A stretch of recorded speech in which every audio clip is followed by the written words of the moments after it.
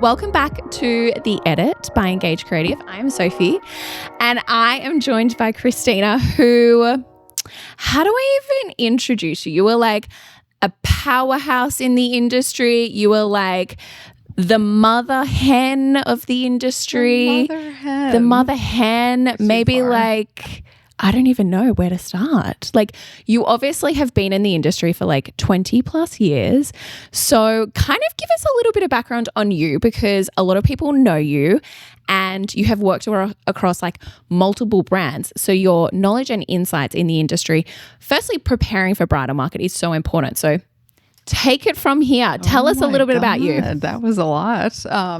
Well, yes, this is the 20th year I've been in bridal, and I started working for a bridal salon when I was like 16. Yeah. Now you know how old I am.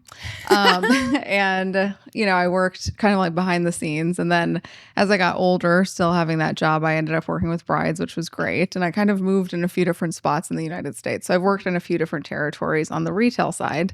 And I was a manager and a buyer of a luxury bridal salon in Minneapolis. Mm-hmm. Which is a good place to start, because I feel like you kind of need that like front, a good place to start. I started like that. I started in a bridal store because, you need to know how to like talk to a customer and like what they want and like just the emotion behind the purchase. Yeah. So I think like having managed alterations and managed people, but also been a buyer, I kind of understand things from the buyer's perspective. So for me, it's always about looking at a brand or a dress or just the relationship and how would the retailer like to be treated, because I know how the brides are. Mm-hmm. And even when you look at a dress prior to releasing it in a collection each season, it's like, okay, how can this be altered? Is this realistic? Is the price point realistic? What, is the true value of the dress, the perceived value of a dress? So I think some of that experience lent itself to me on the wholesale side. So after a few years, I ended up having the lovely opportunity to work for Lori Weissman in LA when I moved to California. So that was my first wholesale job in Monique Lullier. So then from there on, it was all wholesale. I feel like I met you like 10 years ago when you worked for Untamed Petals. I was working for One Fine Day and you were like pregnant with your second. Small known fact, we have the same birthday. We do. We are the same person, just in two separate sides of the world. Yes. And I had blonde hair like you back then. Yes. So after I worked for Monique, I worked for a designer, Katie May, until I had my first baby. And then one of my accounts, Amanda Judge, she owned a bridal salon then, ended up hiring me for Untamed Petals, so for accessories. Mm-hmm. And yes, I was living in Wisconsin, and you got up at 3 a.m. to take my phone call so I could ask what One Fine Day was all about. I did. And then we showed with you. And then the continuing of the conversation of like all hours just continues. We never stopped. We never stopped. We never slept. Yeah, we never did. It's just like, hey, 3 a.m. Yeah. Hey, this, that. We do talk 24 hours a day sometimes in some seasons. Yeah, it's great. So then where did you move from there? So I worked for Untamed Petals. My husband was deployed. He was in the military, so he was deployed a lot. So for me, it was like just such a gift to be able to work for someone and work for home. Mm-hmm.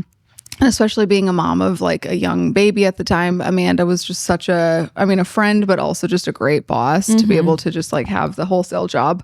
Yeah. So then when we moved to North Carolina, I was pregnant with my second baby, and I still worked for Amanda then. And shortly thereafter, we were able to open up a sales agency, and Amanda again graciously let me have a part-time side hustle while working for her because I wanted to sell wedding dresses again. So that was kind of the evolution of, working for a designer to opening up an agency and going from there. And I feel like from the agency perspective, you really kind of like took it from there. Like that's where I feel like you became so well known in the industry. You obviously worked across so many incredible brands at all price points. So you really were able to kind of see what was working, what was not. Obviously, bridal market is the biggest date in the calendar when you are preparing.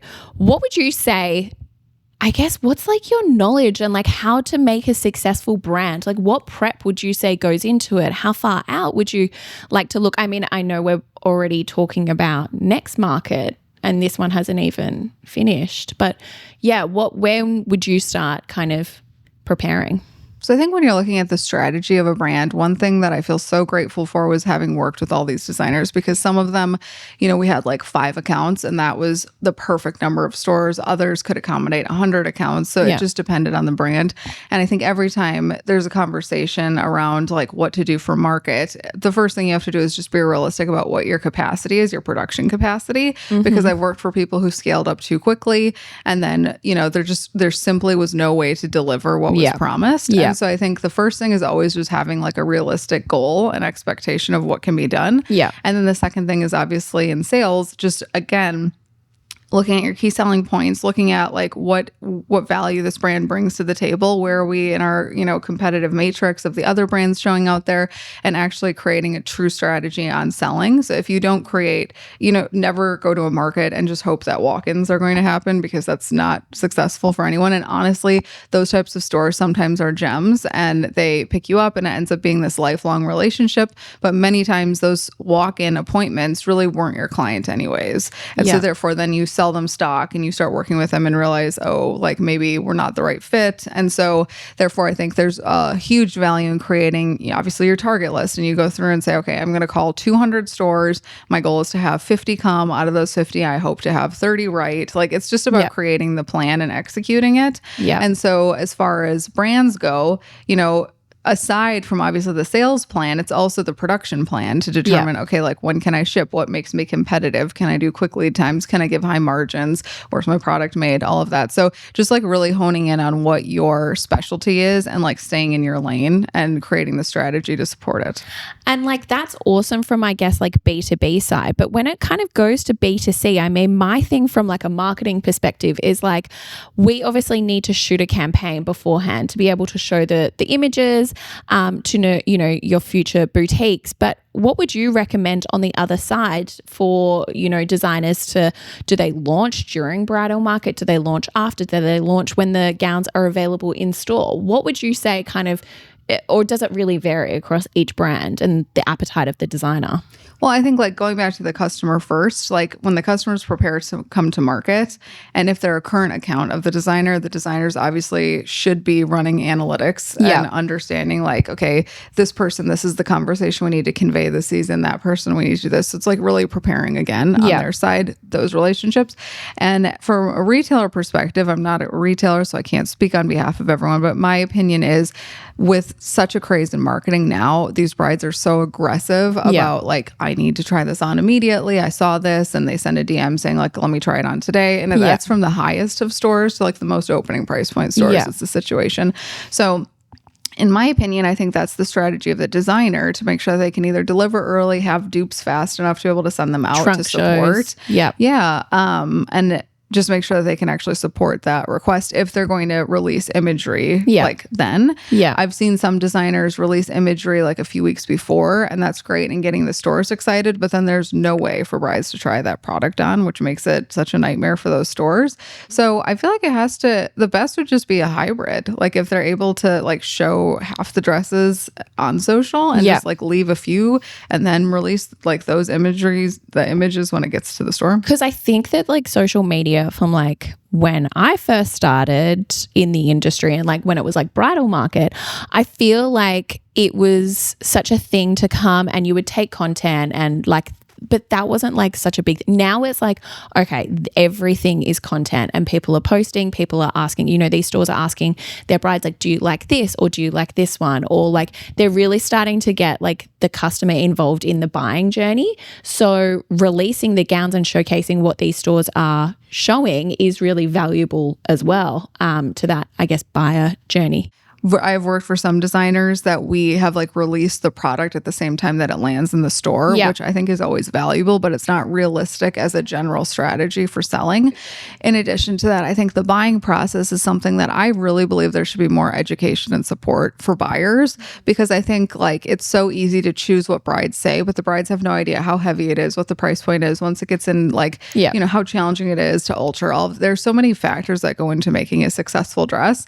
And also, again, again, like what percentage of your collection is going to be commercial enough to sell frequently and what's editorial that's going to get the people excited. So I feel like buyers releasing imagery is fantastic to get the brides excited. It's just then on the designers to do a better job of saying, like, let's say the first 5 styles out of a 20-piece collection can be cut in 4 weeks, and I can deliver those at that period of time. Well, then like that's content you should be heavily featuring instead. So I think it's just like a collaborative strategy to make sure that they support. And how many would you say, like, I mean, how many would you say in a collection is too many? And then what would you say, like, how many would you like to see each designer do? Because, I mean, some designers are releasing twice a year. Some designers are releasing once a year. I know personally when I go see a collection and it's like over 20, I'm really overwhelmed. And I'm like, I don't know.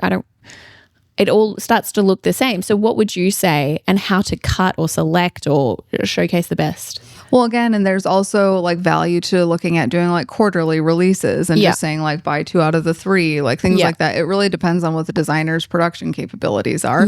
So I think when you look at it from a global scale, Europeans are buying heavily in the spring market. And generally speaking, like those are bigger collections because a lot of the people that will do New York and then Barcelona, they need to have enough product that makes sense for that market. And again, you have to remember that's a totally different buyer than the US buyer. Totally. Our North American client is a totally different girl than the girl that's shopping in Dubai. So you just have to look at designers, and sometimes you see they have a 30-piece collection. Well, 10 of those are great for Asia and not great for America. So I agree with you on making too big of collections, but I think a nice collection is a nice 12-piece collection. It's tight, and out of that, if you have 12 dresses and out of those 12, people are buying 8 or 9 styles, not per store, but I'm saying like those are the styles that are tracking. That's success. Yeah, it's so funny because when I've gone and seen collections that are over that like 15 to 20 mark, I'm really overwhelmed. It all starts to look the same. And how many times can you reinvent the white wedding dress? I prefer it when it's tight, like what you said, and I'm like that every single gown is really strong, or every single gown is curated. I did another interview yesterday with a really big buyer, Anna, and she was saying to me that, you know, I think what makes a successful label is just really staying true to like who you are as a designer. She obviously referenced Rue Design, how they were really boho and then kind of boho tapered off, but now it's back and they've really leaned into their boho aesthetic and not really like kind of wavered from that. Like they've just stayed to the course of this is our bride, this is who we are, and we're not really going to be swayed by trends that were trending. And I think that also really makes a successful label as well. Yeah, and I think if your buyers, like you have to say something 50 times for it to hit with people, right? So like if the CEO of a company says our mission and our vision is X, but the staff doesn't understand it, well, that's not your true mission and vision then. So what's important with a bridal designer is to be able to have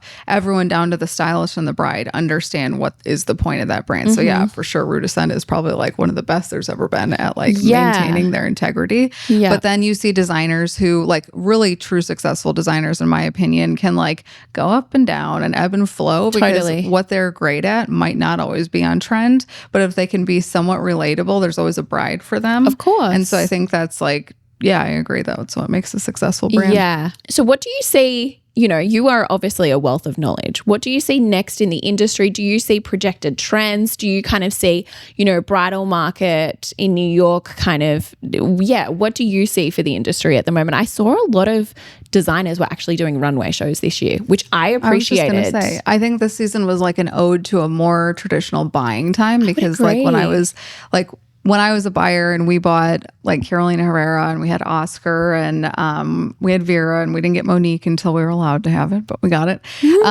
Like going to those showrooms was such an important and special experience for me as a buyer, but going to those runway shows was so inspiring. And the runway shows aren't just there to make the brides excited, but it's to get the like real joy and excitement from the stores and the buyers to trickle that down then to the stylists that are selling the product. So I think if we at least once a year see these runway shows again, I think that's what makes market really exciting. I think that my hope for the stores is just strategic buying and understanding like, okay, I don't need to have all these brands, like hone in on what does well for you. Just as we're saying about Rue Design being so great for what they are, the stores understanding like what their spot is in their territory. You could have a great, like New York City, there are so many bridal salons and there are some awesome stores that you're like, okay, that's a Mark Ingram bride. Without a doubt, that is is a Kleinfeld bride, without a doubt. And there's like, sure, crossover for sure between stores, but it's like, what does this store do really great that makes total sense for this one? And so I just really value it when I see a store who understands their mission and their vision. The Bridal Finery in Florida. What I love about them is that they have like, I think 4 brands or something like that, but they like the 2 of them stick true to exactly who they are when they're buying. So I think as like there was kind of an explosion with social media, and now I think it's obviously more prevalent and everyone understands how to use it to their advantage. It also, I think, will like kind of leave some room for like strategy a little bit, and I think that's what's really important. I think people were like chasing it and posting a million times, like just panicked trying to like keep up with everything. But I think if they can use social media to their advantage and like the AI to their advantage and everything else to their advantage, then they can kind of like quiet it, create a plan, and then create those loyal customers. Yeah. Well, thanks. You're running around Bridal Market, so thanks for your time. It's always a pleasure. Always a pleasure, whether it's at 3 a.m. or 3 p.m. It's great to talk. Next time we need a wine. It's too early for. Is it too early for? It's never too early. It's never too early. Not for a Chardonnay. Yeah. I'm a Shardy too. I like or a Riesling. Oh, gross. What about a rosé? Chardonnay queen. Oh, I mean, back in Australia, sometimes in a Chardonnay. I know, it's like an old woman. We're just like 80-year-olds trapped. Anyway, thanks so much. Appreciate it. Thank you.